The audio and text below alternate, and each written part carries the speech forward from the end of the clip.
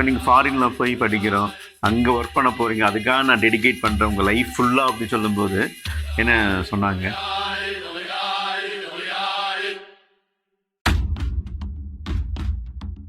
எங்க அப்பா வந்து என்ன இன்னும் சின்ன பையனா இருக்கா, ஒரு சின்ன பையன் புத்தியிலேயே அவன் முடிவு பண்றானே.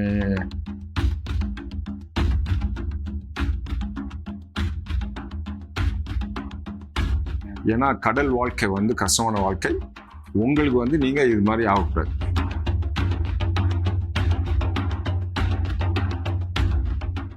அன்புள்ளங்களே, மாதா தொலைக்காட்சி நேயர்கள், நற்செய்தி மலர்கள் என்கின்ற இந்த நிகழ்ச்சிக்கு உங்கள் அனைவரையும் அன்போடு வரவேற்கிறோம். உங்கள் அனைவருக்கும் எங்களுடைய வணக்கங்களும் வாழ்த்துக்களும். அன்பு நேயர்களை, ஏற்கனவே சொன்னது மாதிரி நாங்கள் கென்யா அந்த பகுதியில் வந்து நற்செய்தியெல்லாம் யார் அறிவிச்சிருக்கா, நம்ம தமிழ் பிரீஸ்டுங்க, அருள் சகோதரிங்க எல்லாம் எங்கெங்கெல்லாம் இருக்காங்க அப்படின்னு சொல்லி அவங்கள போய் சந்தித்து அவங்கள ஒரு இன்டர்வியூ எடுத்துகிட்டு இருக்கிறோம்.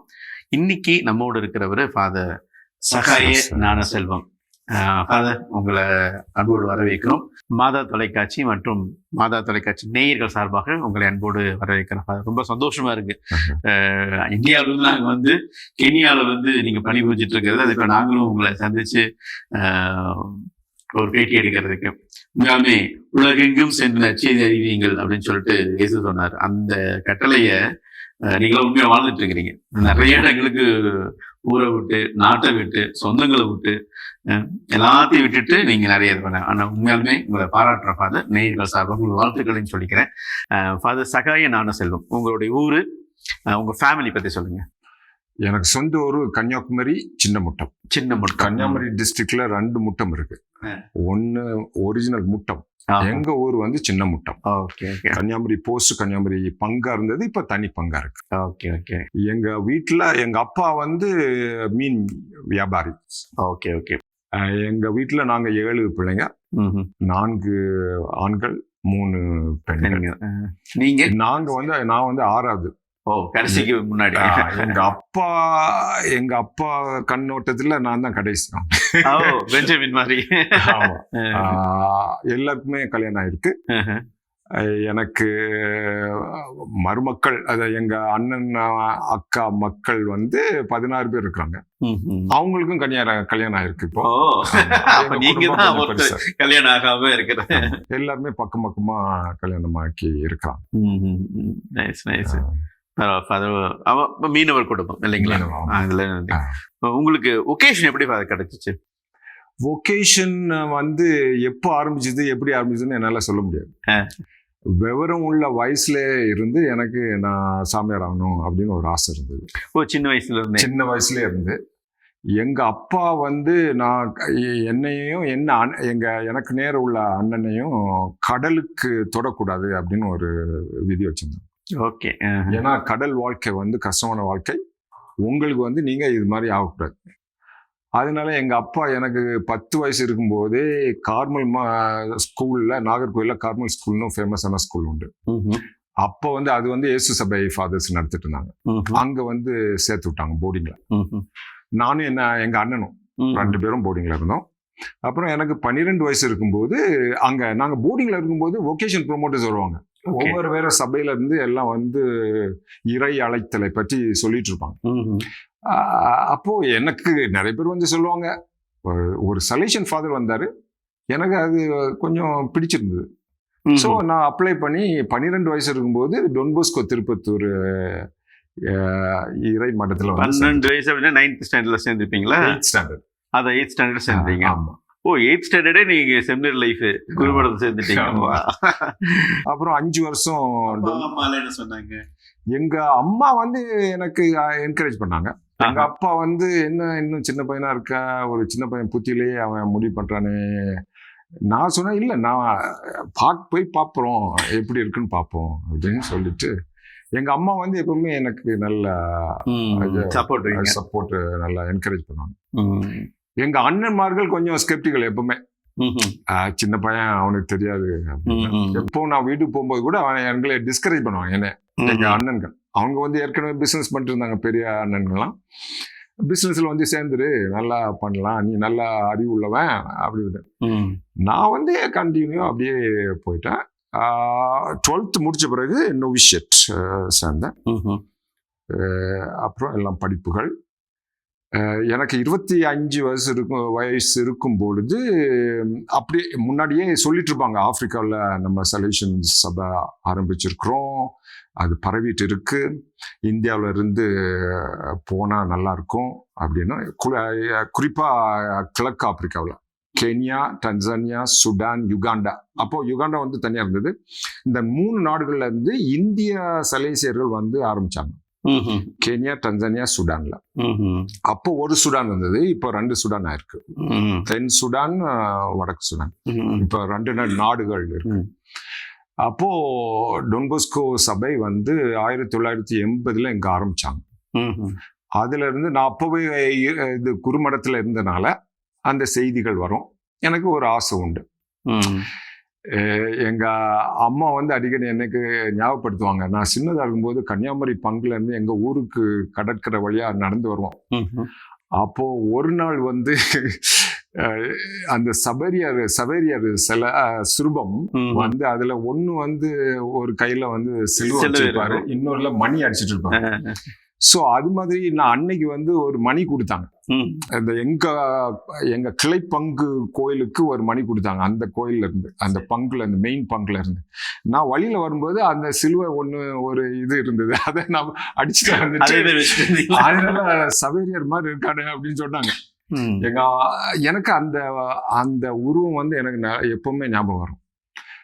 அப்போ படிக்கும்போது சவேரியர் மாதிரி நல்லா படிச்சவங்க, யூனிவர்சிட்டி ஆஃப் பாரிஸ் யூனிவர்சிட்டியில அந்த காலத்துல படிச்சவங்க நம்ம இடையில வந்து மீனவர்கள் இடையில வந்து நமக்கு ஞான உபதேசம் கொடுத்துருக்குறாங்க அப்படின்னு எனக்கு ஒரு இது இருக்கும், ஒரு பற்று அந்த சவேரியர் மேல.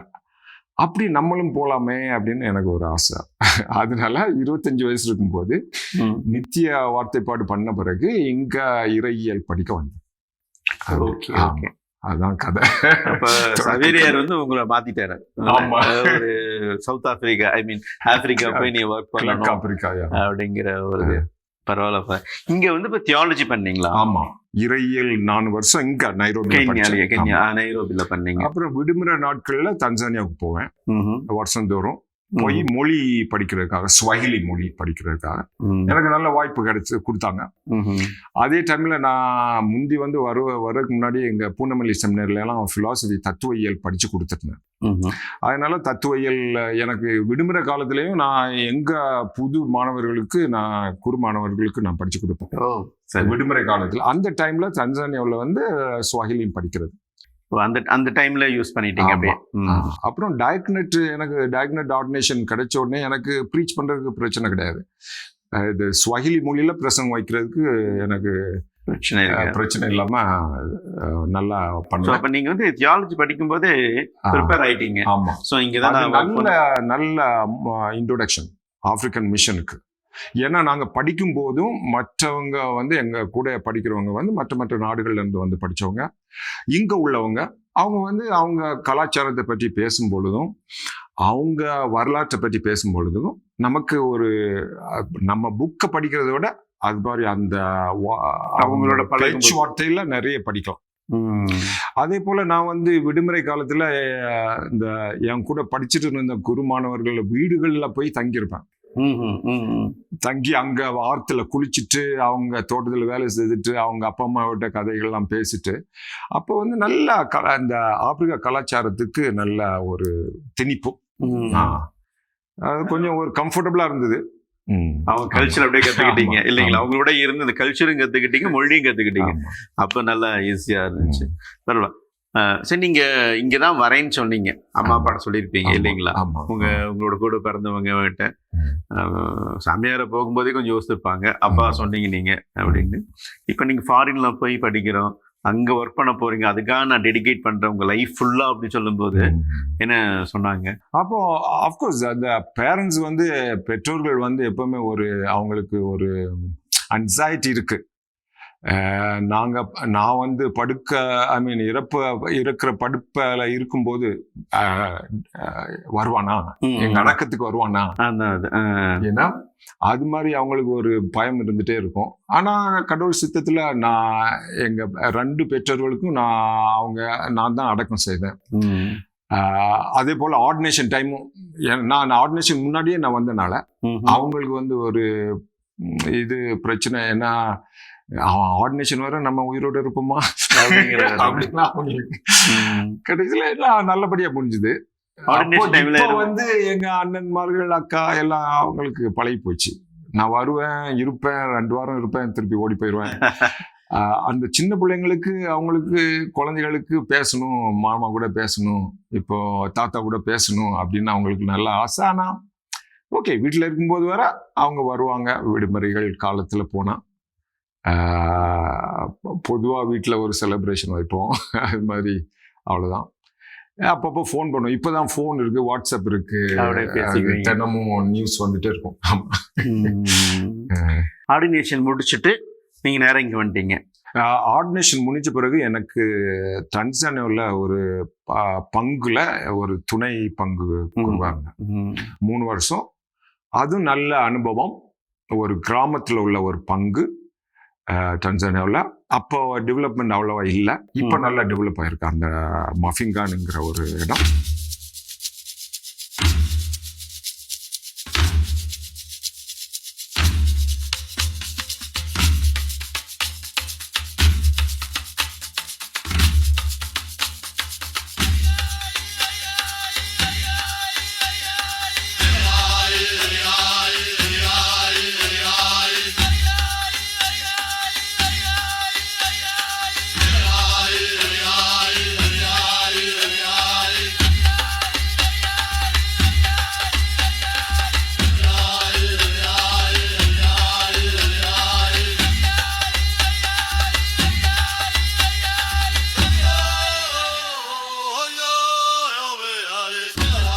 அதில் மக்கள் வந்து நல்ல பாசமாக இருந்தாங்க.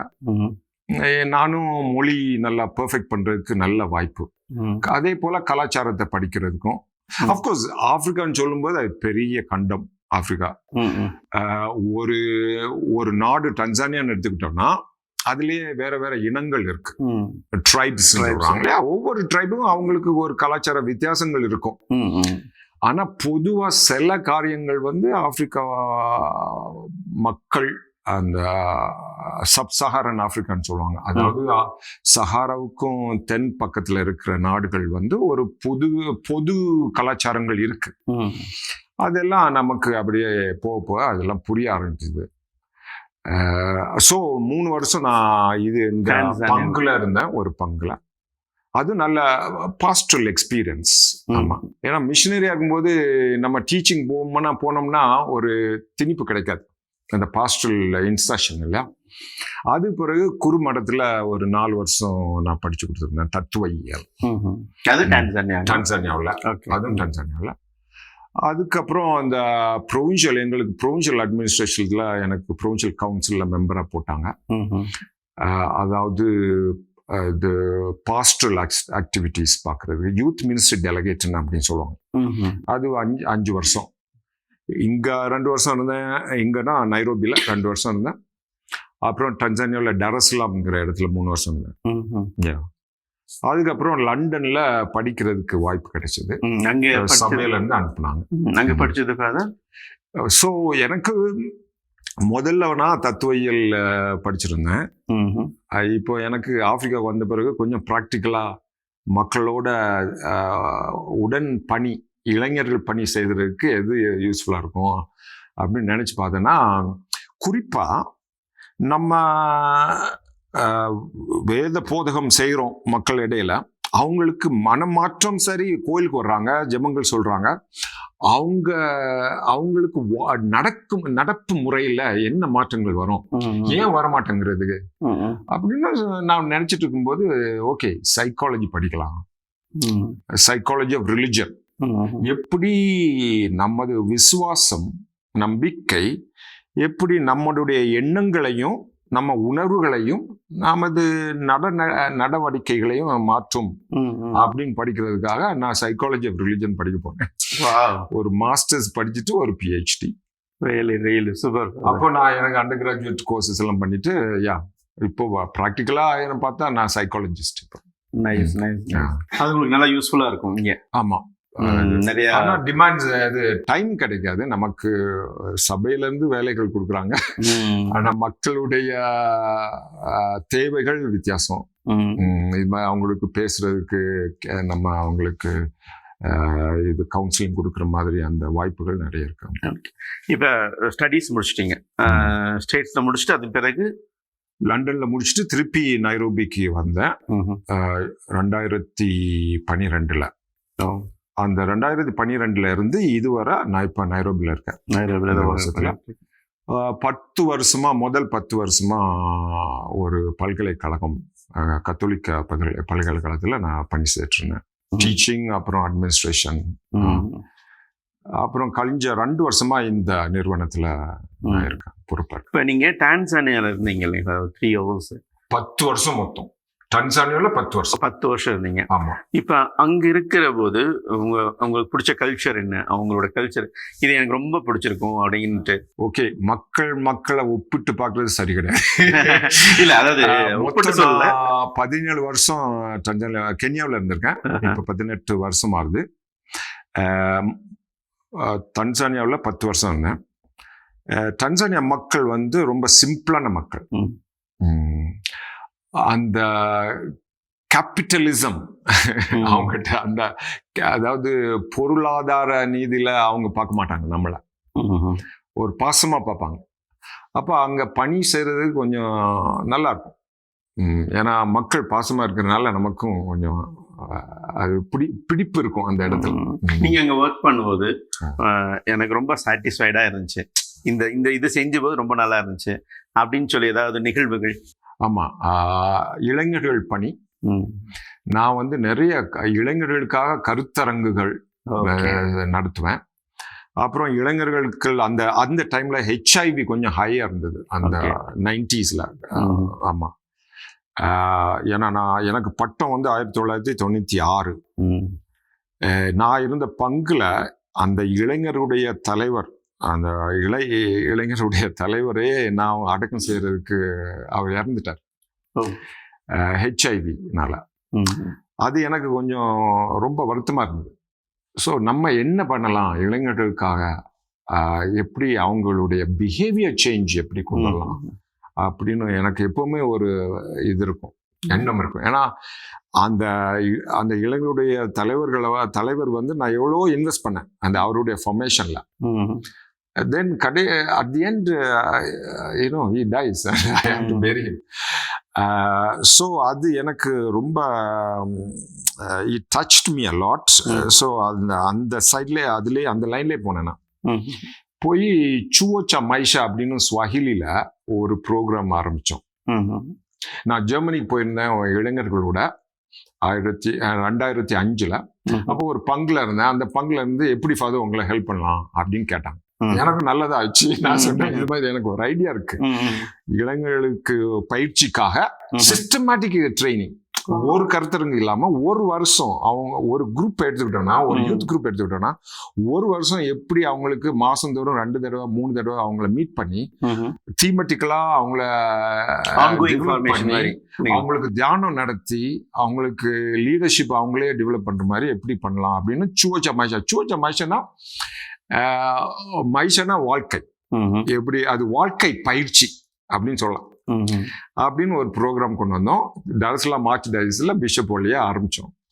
வருஷந்தோறும் 300 இளைஞர்களை எடுத்துட்டு அவங்கள இளைஞர்களையே பயன்படுத்தி அவங்களுக்கு அந்த ப்ரோக்ராம் நடத்துறோம். அது கொஞ்சம் சக்சஸ்ஃபுல்லா இருந்து அதுல எனக்கு நல்ல மன திருப்தி. வேற ஏதாவது இந்த மாதிரி நல்லா இருக்கு? அதாவது என்னன்னா, யூஸ்வலா வந்து என்னன்னா, ஏதாவது யூத் செமினார் வைக்கிறாங்கன்னா ஒன்ஸ் இன் 6 months இல்லை ஒன்ஸ் இன் இயர் அப்படி வச்சுட்டு முடிச்சிடுவாங்க. சரி, 1 day ப்ரோக்ராம் சோவா அப்பா முடிச்சிட்டோம் அப்படிங்கிற.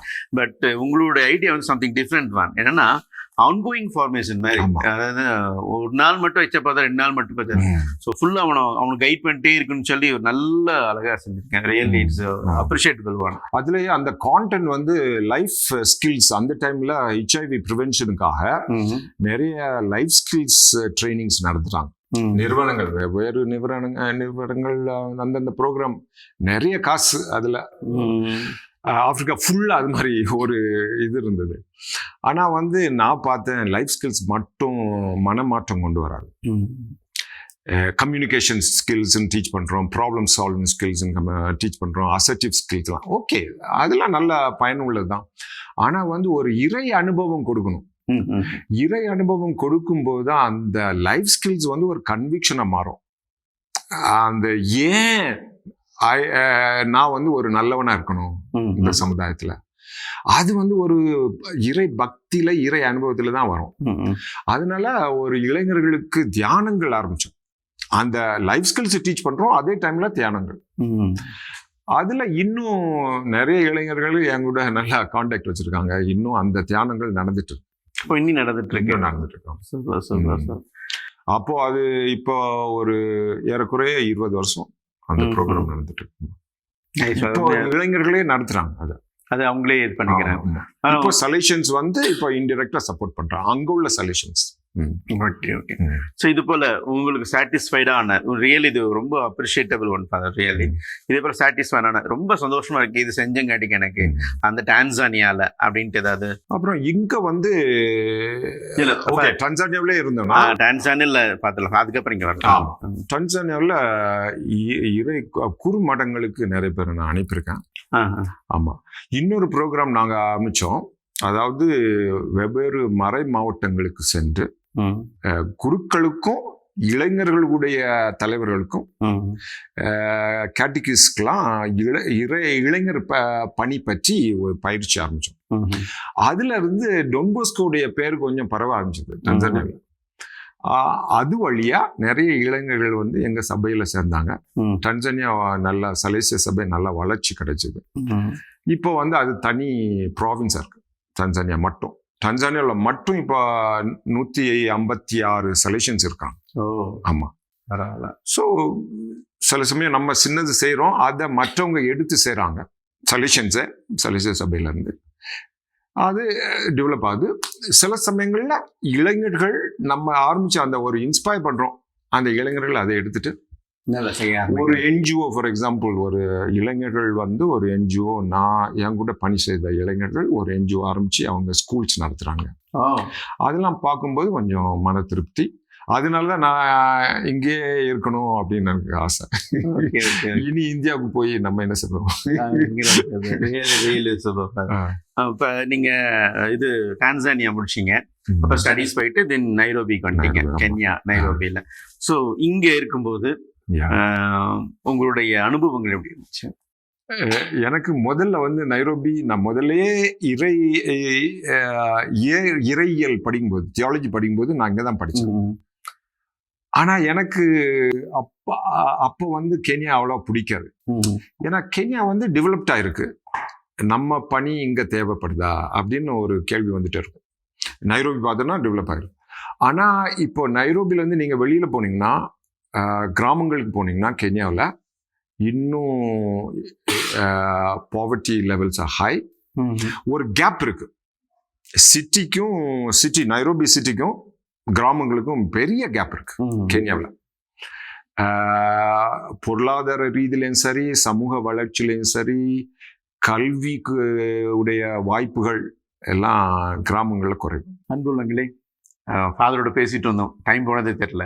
நிறைய சொல்லிட்டு இருந்தார், இன்ட்ரெஸ்டிங்காக, ஒவ்வொன்றும் வித்தியாசமாக இருந்துச்சு அவருடைய பணிகளிலே பார்க்கும்போது. அதனால் நீங்கள் தொடர்ந்து காத்திருங்க, அடுத்த வாரம் இன்னும் அதிகமாக அவரோட கேட்டு தெரிஞ்சுக்கொள்வோம்.